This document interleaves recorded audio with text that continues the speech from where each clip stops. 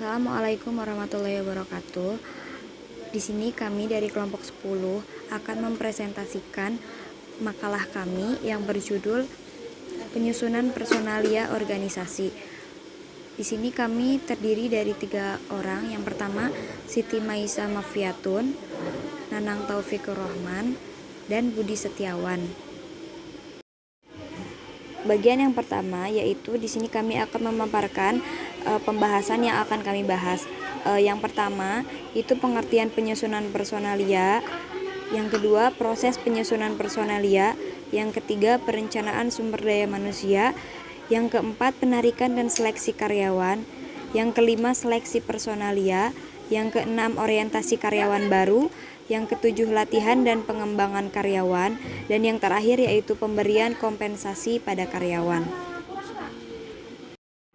Pembahasan yang pertama yaitu penyusunan personalia organisasi. Sumber daya terpenting suatu organisasi adalah sumber daya manusia, orang-orang yang memberikan tenaga, bakat, kreativitas, dan usaha mereka kepada organisasi. Penyusunan personalia adalah fungsi manajemen yang berkembang dengan penarikan, penempatan, pemberian latihan, dan pengembangan anggota-anggota organisasi. Selanjutnya, perencanaan sumber daya manusia. Suatu organisasi tidak dapat menunggu untuk mendapatkan orang-orang yang cakap, seperti organisasi dibutuhkan untuk mengisi posisi tertentu. Adapun 3 bagian perencanaan personalia, yang pertama, penentuan jabatan-jabatan yang harus diisi, kemampuan yang dibutuhkan karyawan untuk melaksanakan pekerjaan tersebut, dan berapa jumlah karyawan yang dibutuhkan. Yang kedua, pemahaman pasar tenaga kerja di mana karyawan potensial ada. Yang ketiga, pertimbangan kondisi pemerintah dan penawaran karyawan. Selanjutnya, yaitu proses penyusunan personalia.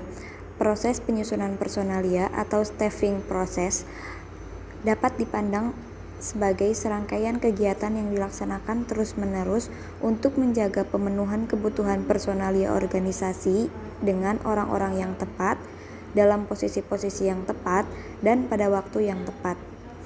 Adapun langkah-langkahnya mencakup yang pertama, perencanaan sumber daya manusia, kedua penarikan, ketiga seleksi, keempat pengenalan dan orientasi, kelima latihan dan pengembangan, keenam penilaian pelaksanaan kerja, ketujuh pemberian balas jasa dan penghargaan, kedelapan perencanaan dan pengembangan karir.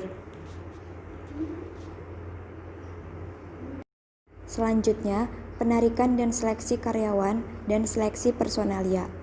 Penarikan dan seleksi karyawan. Setelah ditentukan personalia organisasi baik mutu atau jenis maupun jumlahnya, maka langkah selanjutnya adalah penarikan dan perolehan karyawan-karyawan tersebut dari sumber dalam perusahaan sendiri atau dari sumber perusahaan. Kemudian penarikan personalia. Penarikan berkenaan dengan pencarian dan penarikan sejumlah karyawan potensial yang akan diseleksi untuk memenuhi kebutuhan-kebutuhan organisasi. Selanjutnya yaitu seleksi personalia. Seleksi adalah pemilihan seseorang tertentu dari sekelompok karyawan-karyawan potensial untuk melaksanakan suatu jabatan tertentu. Yang pertama, wawancara sebagai pendahuluan. Yang kedua, pengumpulan data-data pribadi. Yang ketiga, pengujian. Yang keempat, wawancara yang lebih mendalam. Yang kelima, pemeriksaan referensi-referensi prestasi. Yang keenam, pemeriksaan kesehatan. Yang ketujuh, keputusan pribadi. Dan yang kedelapan, orientasi jabatan. Yang selanjutnya yaitu tentang metode-metode latihan dan pengembangan. Yang pertama yang harus dilakukan yaitu coaching, kemudian planner progression, kemudian penugasan sementara, kemudian rotasi jabatan, kemudian yang terakhir sistem-sistem penilaian prestasi formal. Kemudian selanjutnya orientasi karyawan baru dan pengembangan karyawan.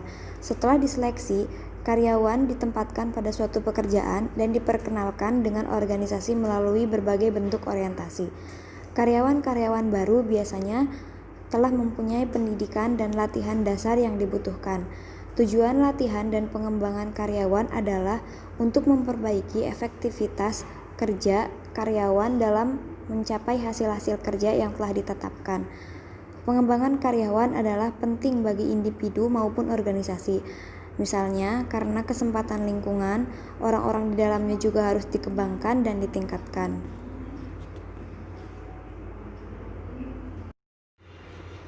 Pembahasan selanjutnya yaitu tentang pemberian kompensasi kepada karyawan.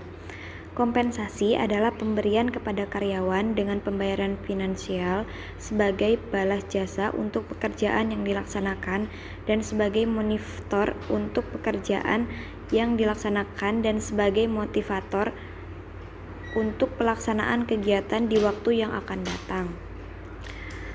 Ada 3 pemberian kompensasi kepada karyawan. Yang pertama, penentuan kompensasi. Yang kedua, bentuk-bentuk pembayaran. Yang ketiga, pemeliharaan kesehatan dan keamanan.